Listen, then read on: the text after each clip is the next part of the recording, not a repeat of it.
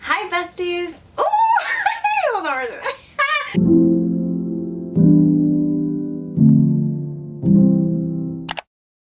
Hi besties, it's Bella and welcome to this year's autumn TBR. What I'm gonna be reading this fall, basically. We got a lot of books, I'm gonna be honest. These are almost all purely based on vibes. The reason that they're in my fall TBR is just because they give fall. You know when something just gives fall?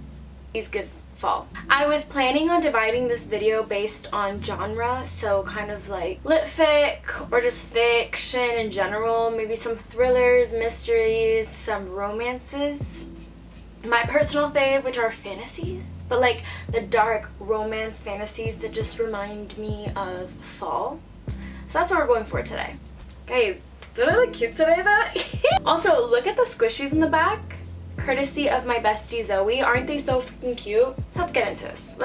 I'm talking way too much. Okay. Also, some of these aren't technically very fall or autumnal, but they're just realistically what I'm going to be reading probably in the coming months. Let's start with my personal favorite genre, which is fantasy. So what I'm planning to read this fall in the fantasy genre, I'm going to start with Harry Potter and the Goblet of Fire. Before you click off in this video, give me a sec.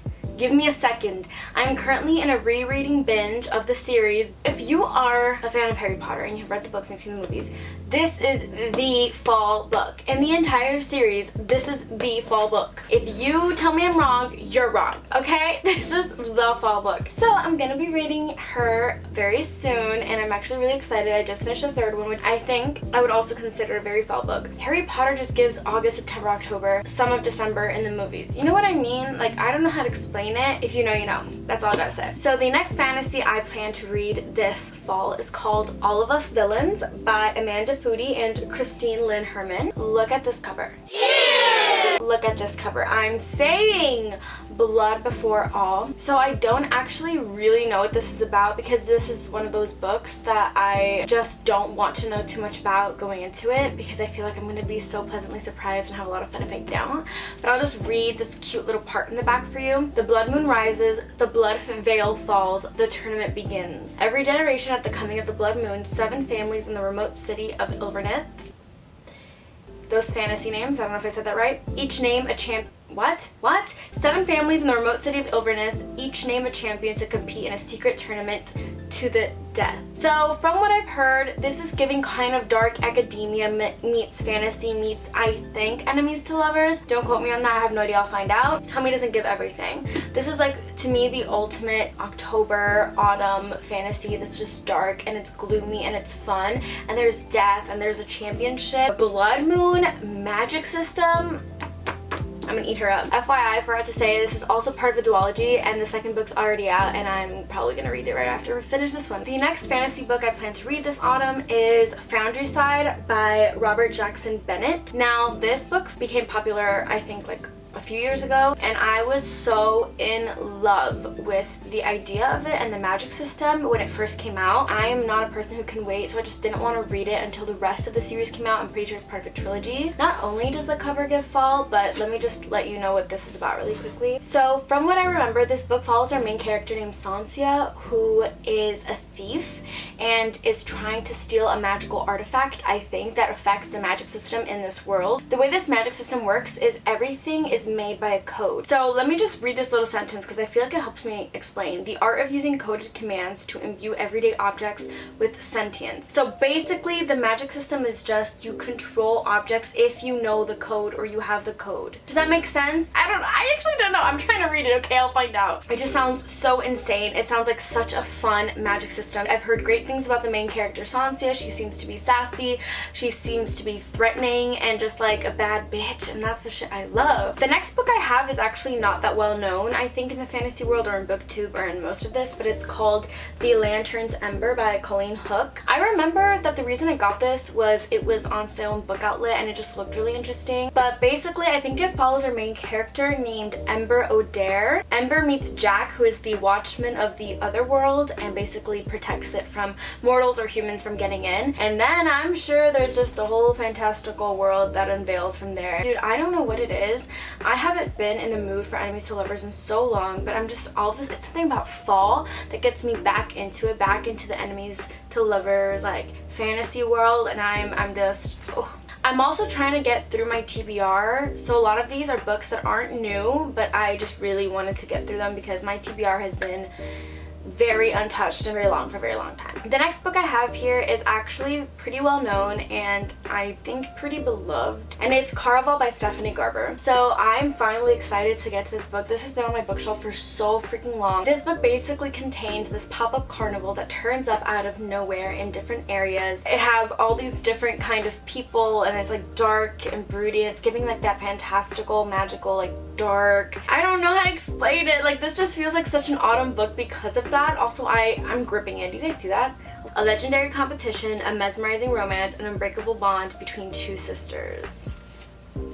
And then the front says, remember it's only a game. I'm assuming this might be like a lot of other fantasy novels or like YA fantasy novels, that there's always like a competition or a trial or a championship of some sort. That just sounds like the perfect book. The next book I have here isn't necessarily autumnal at all, or even like it reminds me of fall. I've been saying I'm gonna get into Brandon Sanderson for so long and I just haven't done it, and this has been sitting on my bookshelf staring me down every day of my life. So I'm finally going to read Mistborn by Brandon Sanderson, hopefully. I'm really hoping to read this book, start this series. It's a long series, but I really just want to finally get into Brandon Sanderson. I'm not even gonna tell you what this is about because I don't want to know what this is about, but this is a really popular, I don't know if it's YA, but it is a fantasy series. It has a lot of books. Everyone raves about it. It's one of those like fantasy series that are just supposed to change your life, and I'm so excited to get into it. The next book I have here is another one that I don't think I've seen very often on any social media or booktube, BookTok, anything,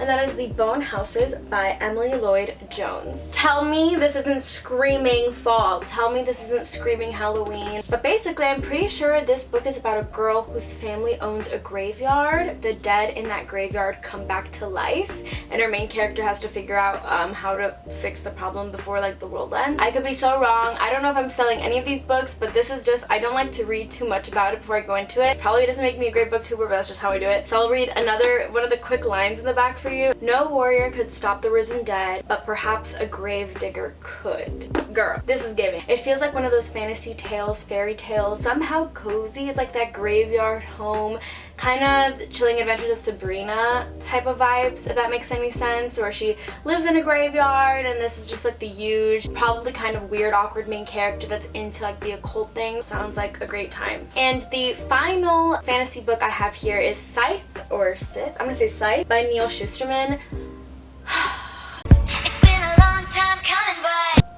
Yeah, it's been a long time coming. This book is very famous, very popular. It's time just to read you the back really quickly. A world with no hunger, no disease, no war, no misery. Humanity has conquered all those things and has even conquered death. Now scythes are the only ones who can end life, and they are commanded to do so in order to keep the size of the population under control.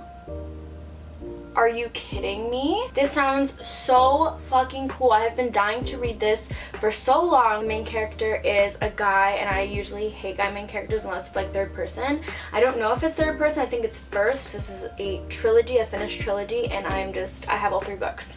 I'm ready. Might binge these. Might make it into a little vlog. How do we feel about that? Let's get into the basis of this video, which is thriller, mystery type of vibe. So I do have a few mystery thriller books that I am planning to read this autumn, which are way out of my comfort zone. I just want to add that. I'm not used to reading any mystery, any thriller, but they are definitely on the list. So I actually wanted to start with a little unboxing because I just recently bought 3 books. Let's open it together. Here they are. Oh my god, I'm so excited. The first book I have here is And Then There Were None by Agatha Christie. Girl, I know this is a classic. I know probably everybody knows the ending, but I gotta get into her. This is the Agatha Christie season, and so one thing about me, I participate. One thing about me, I'm gonna jump on the bandwagon. It's it for me. This is such a classic mystery, investigative, thriller type of thing. I feel like this is a great way to jump into it. This is such a popular favorite of hers that I've heard of. Everyone's stuck in a mansion, people start dying little by little, Knives Out sequel type thing, you know what I mean? Classic but I'm excited. The next book I'm going to talk about is actually a book that I've seen recently. I've been researching a lot of thrillers and mysteries because I'm just not a thriller reader. I don't think I've ever read a thriller book because to me they just aren't that entertaining. I barely watch thriller movies. I enjoy violence and fantasy instead. I feel like sometimes thrillers are too realistic, and I've talked about this in my other videos about how I struggle with reading realistic genres, so I get kind of scared of those. But I'm deciding to step out of my comfort zone and read Never Lie by Frida McFadden. This is a book that I have seen so much on Book Talk, so much on BookTube. This author specifically has had a bunch of thrillers become popular recently, and I was like, you know what, I don't have any new books in this video, I might as well just start a little, you know, bring in a few new ones. I think this back is worth reading. Newlyweds Trish and Ethan are searching for the house of their dreams. When they visit the remote manor that once belonged to Dr. Adrian Hale, a renowned psychiatrist who vanished without a trace 4 years earlier, a violent winter storm traps them at the estate with no chance of escape until the blizzard comes to an end. Basically, I'm pretty sure after that, the tapes reveal little by little what actually happened to the psychiatrist. People say there's an insane plot twist. They've read it in one sitting. It kind of seems like The Shining, and it's going to be a book in an upcoming vlog I'm planning to film with a very certain theme, so maybe this will be a hint as to what the theme is. This next book is not one of the 3 books that I ordered from Amazon that are new, but it is a mystery thriller that I am planning to try to read, and that is The Hound of Baskerville by Arthur Conan Doyle, the first Sherlock Holmes book. I bought this 4 years ago at the Shakespeare and Company bookstore in Paris, and I haven't read it. I've kind of just been sitting in my bookshelf looking cute. What other time is the right time to read Sherlock Holmes than fall? Will I be reading this? There is no guarantee I'll be reading any of these, but this is on the list. This is one of my priorities. Okay, so that is it for the mystery thriller. I know it's only 3 books. But I do have a few literary fiction books that I am planning to read this fall, and I think you guys are gonna love those. They're kind of horror / literary fiction. So starting off strong, the first book I plan to read, which I am for sure gonna read probably the first week of October, is A Lesson in Vengeance by Victoria Lee. Just look at the cover for a sec. Like, I just want you to look at her. Isn't that beautiful? Just like gorgeous, gorgeousness, gorgeous. Love her. This book is technically fantasy, I think. It's like YA fantasy, horror, witchiness. But from what I understand, this is like a This is a sapphic boarding school, witchy, paranormal type of book. It sounds so Halloween. It sounds so fun. And it's sapphic. I don't have many sapphic books on this list, so I'm so excited this one is. Obviously, since I've repeated it 6 times, if you can't tell, I'm excited. Okay, sorry, my card got full, so like the angle's probably different, and also you're gonna be hearing a lot of background noise because my family just got home, so just bear with me, please. This video is almost done, I promise. I know I've said this a million times, but this next book I'm actually really excited about, and it's an author that I know is widely loved in BookTube and on Book Talk and by one of my favorite booktubers ever, so I was really excited to get into her. To get into what? Excuse me. And this next book is called Mexican Gothic by Sylvia Moreno Garcia. Girl, like, I'm so excited about this book. I'm pretty sure this is supposed to be like a horror, gothic, literary fiction novel based in 1950s Mexico, which just with that, that's enough for me. I'm sold. I'm ready to read. People rave about this book all the time and this author. This is one of my only horror gothic novels in this collection. And I feel like this is obviously the perfect season to get into her novels because most of them I think are gothic horror. Correct me if I'm wrong. But yeah. The next book I have is actually a supernatural fiction book, which sounds really interesting because I don't think I've ever read one before. And that is House of Hollow by Crystal Sutherland. Gorge. I also bought this book a very long time ago. I think also from Book Outlet. That's a lie. I got this one from Barnes & Noble. I opened the book to try to read the flap and see what this book is about.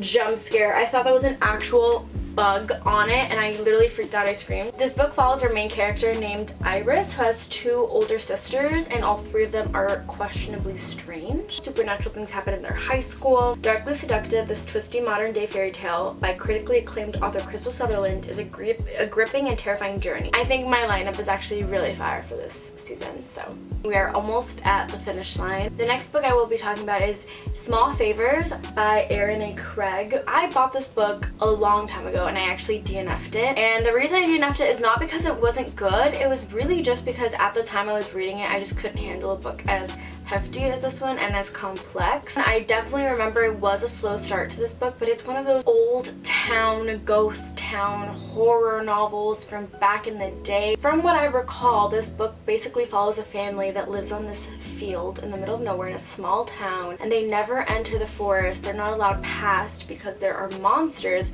in the forest. But basically, small town, old America, monsters, forest, murder, gore, horror. Me personally, I'm allergic to bees, but for this book, I don't care. That is it for today's video. I really hope you guys enjoyed my little fall TBR. I feel like all of these are very in season, very moody, very perfect for fall. You'll be seeing a lot of these in upcoming videos as well. If you want to keep up with what I'm reading in real time, make sure to follow my Goodreads, which I will have linked down below. Also, make sure to follow my TikTok for other bookish videos, skincare, makeup, more lifestyle vlogs as well. I love making that content on there. So if you're interested in that, make sure to follow that. Well, that's basically it. You'll be seeing another video up soon, and I'll see you when I see you. Bye!